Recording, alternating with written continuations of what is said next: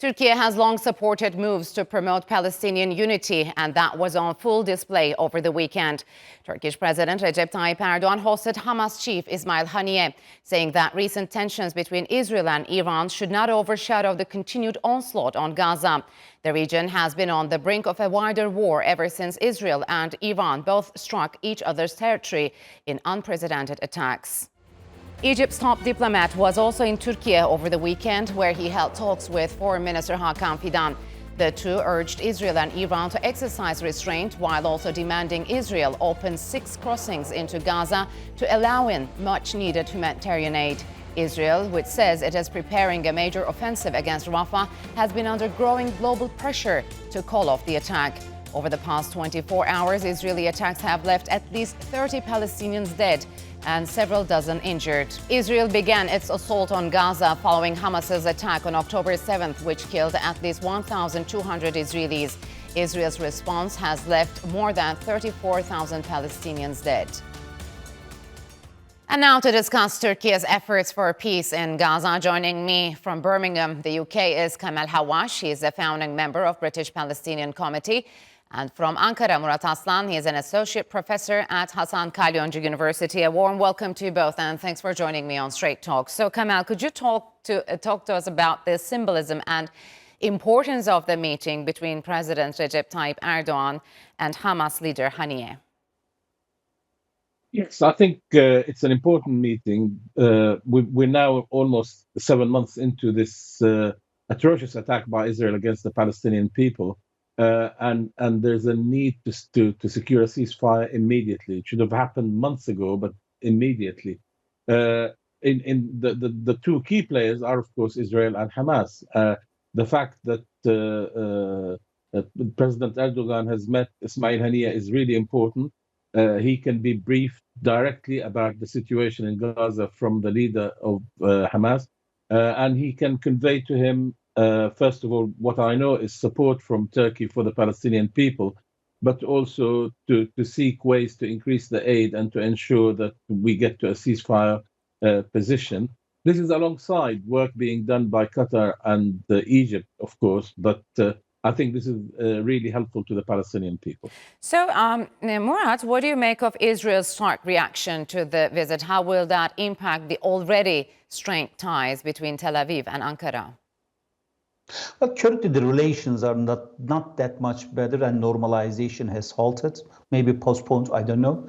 But it's very clear that Hamas in Istanbul is a clear sign for Israel, or an alert, because the other countries may repeat the same thing, because there's an increasing sympathy to the cause of Palestinians. And once Hamas is recognized as an actor in this conflict, then it's a danger for the Israeli cause. I believe that they are overreacting only for this reason. So, speaking of the Palestinian cause, Kamal, President Erdogan has also told Haniyeh that the Palestinian unity is vital for the future of the Palestinian state. So, how do you think his message was received by Hamas's both political and military wings? Well, first of all, yes, to all Palestinians, and I'm a Palestinian, unity is so important. We are all really disappointed that it hasn't happened. After many attempts, of course, to achieve that, general secretaries of the various factions have met in different countries, including in Istanbul, and it hasn't happened. Israel can easily say, well, who do we negotiate with? Hiding the fact that it doesn't want to negotiate with anyone. What it wants is to ensure that Gaza is leveled to the ground and the Palestinians leave, and it builds settlements in Gaza. That's its objective. The way that the Palestinians can stand up to that is to be united, to convey a single clear message that Israel must stop the aggression, must leave the Gaza completely, that the aid should come in as a flood, frankly, yes, because that's what's needed, and that at the end of the day, any political solution has to be with the Palestinians, not just with one faction. So, Murat, how deep do differences between Hamas and the PLO run? And I mean, What's the position of the Palestinian Authority towards these latest developments, and can Ankara play a mediating role between the Palestinian factions? There were attempts of Ankara government at least to mediate between the two wings of Palestinians, because if there is a national issue that all political parties or military wings should be consistent with the ultimate cause, then they must agree on something. For instance, they should be in charge of everything in a coordinated manner, for instance, or they must synchronize their efforts, or any other foreign actor or incursion should not use any of them as a leverage against the other. So I think this unity is a must, especially after the atrocities of Israelis in Gaza, and we are expecting a Rafah operation. Well, the number of civilian losses maybe will increase to 50,000. That means it's an urgent issue to have a sort of deal among the factions in the Palestinian side. So, Kamal, last week, Turkish Foreign Minister has also met Haniyeh, and he said Hamas had agreed to dismantle its armed wing after the creation of a Palestinian state along the 1967 borders. How viable is this? Well, first of all, Hamas's position has moved towards accepting a state, had moved before the 7th of October, but Israel has refused to negotiate in good faith and to arrive at that.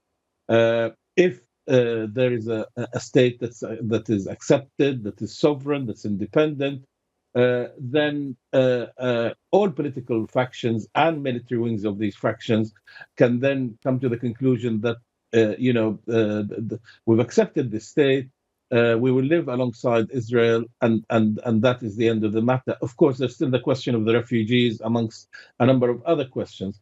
But there's very little difference in terms of the two-state configuration between the two sides, and the side that is not going along with this is Israel itself.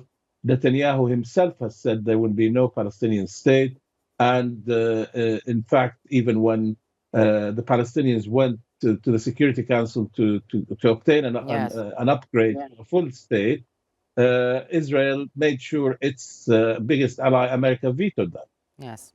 So, Murat, Turkish Foreign Minister Fidan also met his Egyptian counterpart to discuss the delivery of more humanitarian aid into devastated Gaza. How are both countries cooperating on this matter?